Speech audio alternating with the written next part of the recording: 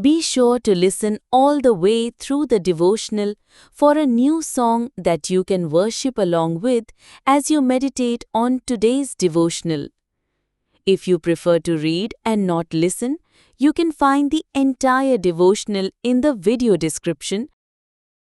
When Bartimaeus began to shout, the crowd's immediate reaction was to silence him. "Be quiet," they demanded. They were embarrassed and offended by his desperate display. Our world often does the same, telling us to keep our faith quiet and private. But desperate faith knows it must be louder than the disapproval of the crowd to get heaven's attention. Our anchor verse today is from Mark 10, verse 48. Many rebuked him and told him to be quiet, but he shouted all the more, "Son of David, have mercy on me." Let's unpack the word. The crowd in the story represents the voice of public opinion, the status quo, and even well-meaning but misguided people in our lives. Their rebuke, "Be quiet," is a pressure we all face. Don't be too radical. Don't make a scene. Keep your faith to yourself. The crowd tries to manage our expression of faith to fit its own comfort level. They are often more concerned with appearances than with a person's desperate need for an encounter with God. But Bartimaeus' response is a powerful lesson. He didn't shrink back, he shouted all the more. He understood that this was his one chance. The opinion of the crowd was temporary, but a touch from Jesus would be eternal. His desperation for a breakthrough was greater than his fear of disapproval. Sometimes our prayers are too quiet, too polite, too conditioned by what others might think. God is calling for a generation that is not intimidated, a people whose cry for Him is louder than the noise of the world trying to shut them down. Your breakthrough is on the other side of your willingness to shout all the more. Time for faith in action. When have you felt pressure from the crowd, society, friends, and others to quiet your faith?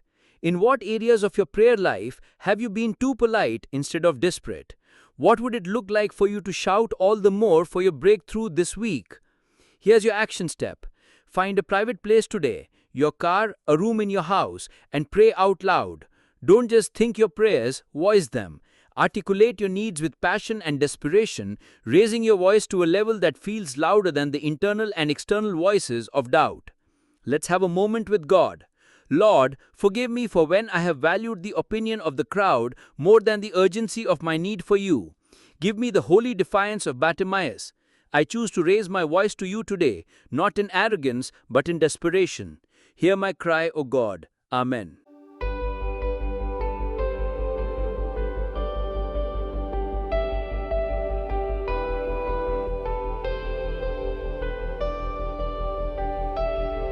There's 1,000 voices, 1,000 reasons why